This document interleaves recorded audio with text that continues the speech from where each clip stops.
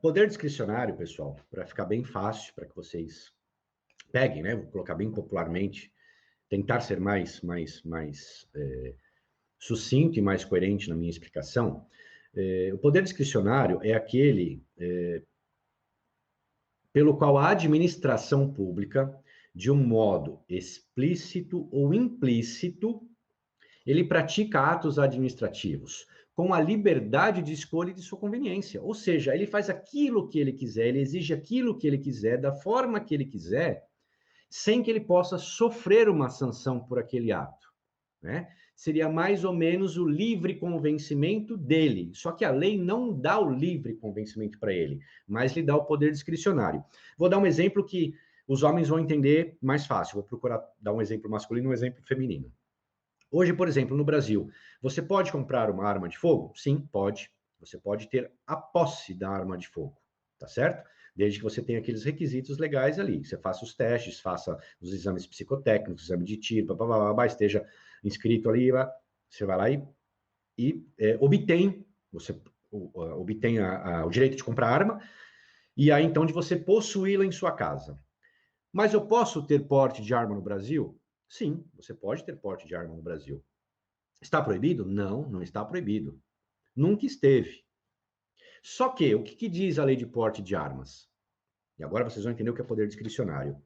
Que o delegado da Polícia Federal, o qual você destinou o seu pedido, né, enviou o seu pedido de porte de arma, ele pode dizer não sem se justificar, pelo simples ato de dizer não. Isso se chama poder discricionário. Né?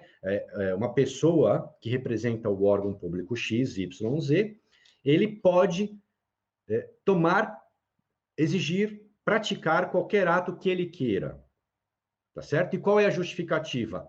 Que para ele aquilo é o melhor entendimento. Então eu acredito que aqui eu consegui pontuar bem o que é um poder discricionário. Não sei, digam-me se eu consegui ser claro.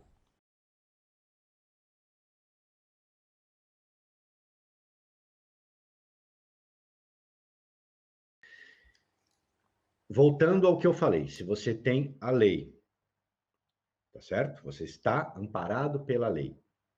Você está amparado pelos documentos. Você tem pressupostos, requisitos processuais. O juiz ele pode te negar a cidadania pelo simples fato de negar? Exemplo, o poder discricionário que eu falei agora há pouco? Não, ele não pode. Se o juiz quiser negar a sua cidadania, ele tem que justificar na lei por que é que você não tem direito. Tá certo? E aí, quais as justificativas que esse juiz pode ter hoje? Hoje, dia 12 de março de 2021. Ele pode dizer: seu documento não está revestido da forma que a lei prevê. Essa certidão, por exemplo, não está na modalidade correta. A lei que você está suscitando, por exemplo, não é a lei específica para o teu caso, ou seja, o remédio jurídico não é para a sua doença jurídica.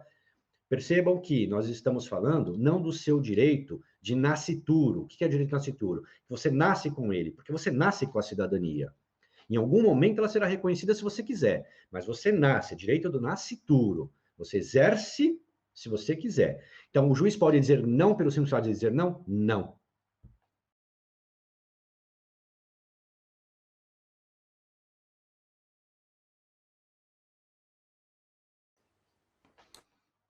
Não só pode, como nega direto.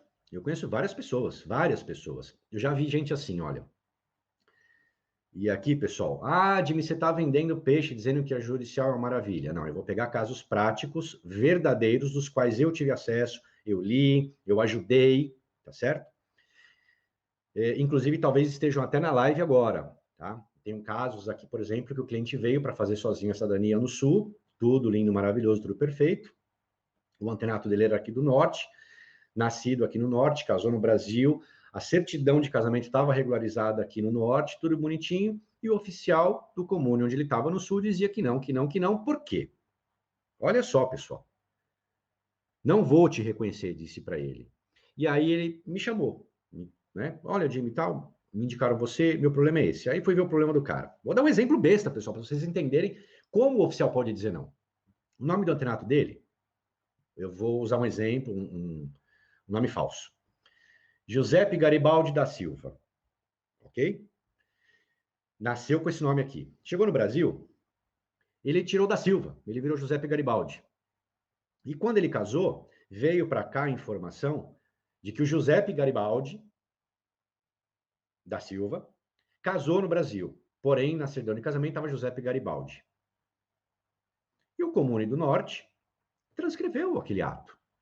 Normal. O Comune do Sul disse o seguinte: eu não conheço ou não reconheço Giuseppe Garibaldi, eu reconheço Giuseppe Garibaldi da Silva. Né? Isso acontece quando tem vários nomes. Tem gente aqui que tem até 8 nomes, viu, pessoal? Acho que é da época do Dom Pedro. Tem italiano aqui com 8, 10, já peguei até com 20 nomes. Nós pegamos, né? Então, pelo simples fato de ele não utilizar um segundo nome no Brasil, o oficial do Sul disse não. Aí o cliente me contratou, na verdade nem me contratou, eu fiz isso de bom grado para ele, porque eu vi a dificuldade, ele já estava 4 meses. Detalhe, pessoal, ele estava com assessor, hein? Ele estava com assessor. Acho que era uma assessora. Estava 4 meses, quase 5, não andava, a assessora não dava mais nenhuma retorno para ele, e ele me achou. Eu falei para ele: não vou te cobrar nada, peraí que vamos resolver. Me dá suas informações, sentei, fiz uma peça, fiz um pedido para o Comune do Norte, para que ele me dissesse quem está errado, se era o Comune do Norte, se era o Comune do Sul ou se era o consulado. Por quê? Porque aquela transcrição do matrimônio foi por determinação do consulado de São Paulo. Olha só, o consulado de São Paulo, lá no AIRE do italiano, inscreveu ele como 2 nomes, não com 3. E mandou aqui o cartório do Norte fazer a transcrição daquele ato com apenas 2 nomes. Então, quem estava errado? O Norte, o Sul ou o consulado? Não me interessa quem estava errado, me interessa que o cliente não pode ficar, né? O pretendente, o requerente não pode ficar sem o reconhecimento. E o Comune do Sul disse: não vou reconhecer. O do Norte me respondeu, eu peguei aquela resposta, encaminhei para ele, falei: encaminha lá no Comune, porque eu estou longe do Sul. Falei: vai pessoalmente falar com o oficial, tal, e mostra para ele. Sabe o que o oficial do Sul falou? E daí? Continuo com a mesma tese. Eu não reconheço. Aí ele me ligou. Falei: coleguinha, vamos fazer o seguinte: na prefeitura, vai lá e procura o setor da procuradoria da prefeitura, explica o teu caso do começo ao fim, tá aqui o meu telefone, tá aqui meu e-mail PEC, peça para a procuradora me ligar. Chegando lá, ele foi atendido, explicou, a procuradora falou: espera, pode voltar para casa que a gente vai resolver. Passado 10 dias, o Comune reconheceu ele como descendente de italiano e como italiano por conseguinte. Agora veja, por que é que o oficial mudou? Porque a prefeitura foi em cima dele, dizendo: meu, você está fora da casinha, o que você está exigindo? Se tem alguém errado nesse contexto todo, é o consulado. Então você não pode negar um direito do requerente porque o consulado, na hora de exigir os documentos do italiano, exigiu a menos ou a mais, ou... Perceberam, pessoal? Então ele pode dizer não. Ponto, basta.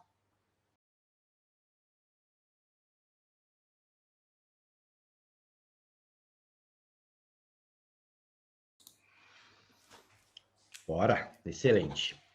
Dos 3, pessoal, judicial, presencial ou consular, o que mais nega, olha o que eu vou dizer para vocês, o que mais nega em números relativos, ok?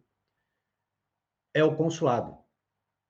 Ele é a grande peneira. Veja só que grande negócio é o consulado. Todo mundo que pretende ter a cidadania, quando você vai depositar os documentos, depois de 10, 12, 15, 20 anos que você deposita os documentos, você é obrigado a pagar a taxa 300 euros por cabeça, se eu não estiver enganado. Se eu estiver enganado, me desculpe. Então, vamos dizer que tenha lá 3, 4, 5 requerentes ali, familiares, tal, né, no mesmo grupo família, cada um vai pagar 300 euros por cabeça. E ele pode dizer não da mesma maneira que o oficial, porque ele tem o poder discricionário. Então, se naquela reunião de documentos, se porventura ele disser: olha, ele entender, essa certidão aqui, vou dar um exemplo bom.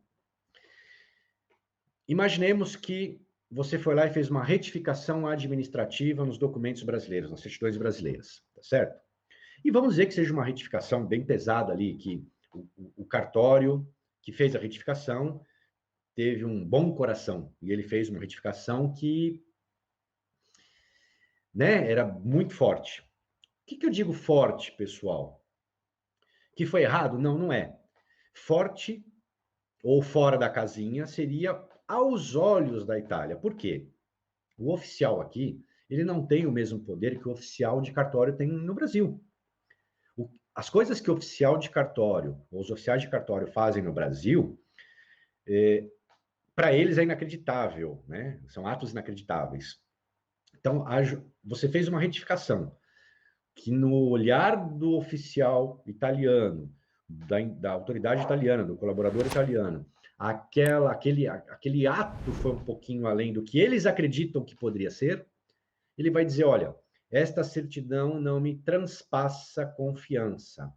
Essa retificação não poderia ser feita, exemplo, pelo um oficial de cartório. Então, eu não aceito esta certidão. Logo, se eu retiro essa certidão do liame do conjunto probatório, tá certo? O que eu estou dizendo? Eu interrompi, eu quebrei aquela linha.